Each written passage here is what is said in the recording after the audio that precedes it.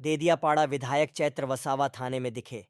समर्थकों की भीड़ थाने के बाहर जुटी।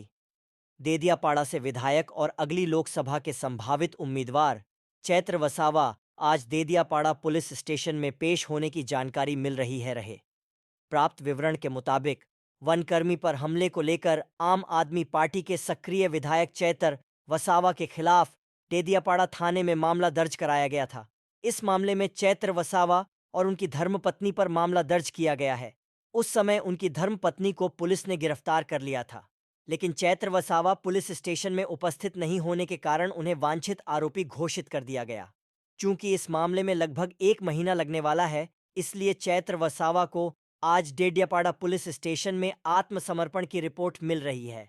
देदियापाड़ा थाने में पेश होने से पहले विधायक चैत्र वसावा ने भारतीय जनता पार्टी पर आरोप लगाते हुए कहा कि पिछले 1 महीने से मैं जनता के बीच नहीं जा सका और लोगों की सेवा नहीं कर पाने के लिए देदियापाड़ा की जनता से माफी मांगता हूं। उन्होंने आगे कहा कि मैंने देदियापाड़ा निर्वाचन क्षेत्र में पिछली विधानसभा में भारी बहुमत हासिल किया था, जिसके कारण भाजपा के पेट में तेल गया और मेरे खिलाफ झूठा मामला दर्ज किया गया और मेरे परिवार को मानसिक और वित्तीय यातना के तहत गलत तरीके से जेल के हवाले कर भारत की जनता के पास जाने से रोकने की साजिश भारतीय जनता पार्टी कर रही है। आगे चैत्र वसावा ने कहा कि आने वाले दिनों में हम लोगों के अन्याय और लोगों की विभिन्न मांगों के खिलाफ मिलकर लड़ेंगे।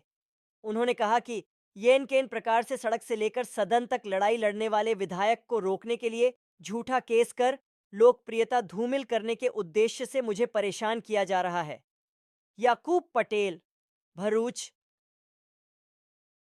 जय आदिवासी जय जोहार। आज अमे जे अमारा पर खोटी फरियाद थई छे ए बाबतने लईने आज अमे पोलीस समक्ष हाजर थवा माटे जई रहेला छे। त्यारे सौप्रथम 1 महीना सुधी जे सुख दुःखना प्रसंगोमां आप सौने त्यां हूँ हाजर नहीं रही शक्यो अने आपनी सेवाकीय प्रवृत्ति नहीं करी शक्यो ए बदल आप सौनी माफी चाहूं छुं।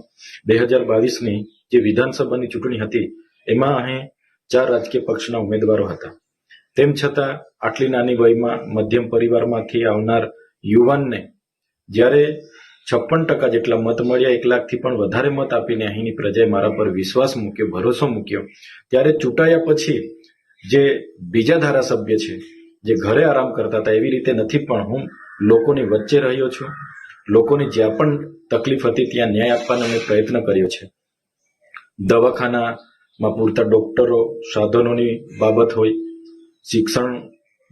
શિક્ષણમાં પૂરતા માસ્તરોની ભરતીની બાબત હોય, પૂરતી બસ સુવિધા, વીજળીની વાત હોય, રોડ રસ્તાની વાત હોય, સિંચાઈના પાણીની વાત હોય, પીવાના પાણી નળ સે જલની વાત હોય, આ વિસ્તારોમાં થતા ભ્રષ્ટાચારોની વાત હોય, પ્રાઇઝના વહીવટદારમાં ચાલતા કૌભાંડોને ઉજાગર કરવાની વાત હોય, એસટી વિદ્યાર્થીઓને ઉચ્ચ અભ્યાસ માટે ફ્રી સિપ કાર્ડ આપવાની બાબત હોય, શિષ્યવૃત્તિ જે 2022ની નથી મળી એ 2,67,000 વિદ્યાર્થીઓને સ્કોલરશીપ અપાવવાની બાબત હોય, ની સાથે સાથે જે આ વિસ્તારોની જે આદિવાસીની અસ્મિતા જે જગાડવાની વાત છે, આદિવાસીઓને જાગૃત કરવાની વાત છે, એ બાબતે પણ અમે આ બોલ્યા છે। સાથે મણિપુરી હિંસાની બાબત, યુસીસી મુદ્દે હોય, નકલી કચેરી કૌભાંડો બાબતે હોય, જે માનવ સર્જિત પૂર નર્મદા નદીમાં જ્યારે પાણી છોડવામાં આવ્યું ત્યારે પણ અમે લોકોની વચ્ચે રહીને લોકોની સાથે ઊભા હતા। ત્યારે આટલી નાની ઉંમરનો આટલો નાનો ધારાસભ્ય અમારી સામે આંખ મિલાવીને વાત કરે છે અને સડકથી લઈને સદન સુધી લડે છે, એમ કરીને આ ભાજપ સરકારના પેટમાં તેલ રેડાયું। અને એ લોકોએ જ્યારે હું ચૂંટાયો ત્યારે આ ખોટી રીતે ચૂંટાયા ધારાસભ્ય છે એમ કરીને નામદાર હાઈકોર્ટમાં પણ મારું ધારાસભ્ય પદ રદ કરવા માટે એમણે ભાજપના લોકોએ પિટિશન દાખલ કરી। એ કેસ હમણાં સુધી ચાલ્યો અને મને નિર્દોષ કરીને મારી જીત થઈ। ત્યારે આ લોકો કઈ રીતના અમને ફસાવીએ એ ષડયંત્રના ભાગરૂપે આ ખોટા કેસો કરવામાં આવ્યા અને આજે મને અને મારા પરિવારને હેરાન કરવામાં આવે છે। તમે સૌ જાણો છો, ગઈ લોકસભા 2019ની લોકસભામાં પણ આવી જ રીતે લોકસભા પહેલા મને એરેસ્ટ કરી લેવામાં આવ્યો હતો અને લોકસભાની ચૂંટણી પૂરી થાય અને ત્રીજા દિવસે મને છોડી દેવામાં આવ્યો હતો। તો આવી જ રીતના આ વખતે પણ મને ગૌધી રાખવાનો આ કાવતરા સામે અમે લડવાના છે અને લડતા રહીશું। મારો પરિવાર કોઈ પણ એમને લોભ લાલચ આપવા માટે પણ આવ્યા છે, ઘણી દાબ દબાણ કરવા માટે પણ આવ્યા, પણ ક્યારેય અમે એમના લોભ લાલચ કે ક્યારેય એમના દાબ દબાણમાં અમે ડરવાના નથી. અમે અહીંની પ્રજા માટે છેલ્લે સુધી લડવા તૈયાર છે. સાથે સાથે આ દરમિયાન જે મને સાથ અને સહકાર મળ્યો છે, પ્રજાનો પ્રેમ મળ્યો છે, એમનો ખૂબ ખૂબ આભાર માનું છું. આ સામાજિક આગેવાનો, રાજકીય આગેવાનો, જે પણ પક્ષના અમને સાથ અને સહકાર આપ્યો છે, સૌનો હું આભાર માનું છું. આવનાર દિવસોમાં સૌ સાથે મળીને અહીંના લોકોની સેવાકીય પ્રવૃત્તિ કરીશું. સાથે સાથે આઉટસોર્સિંગ બાબત હોય કે જ્ઞાન સહાયક રદ કરવા બાબતે પણ ખૂબ મોટું આંદોલન આવનાર દિવસમાં કરીશું.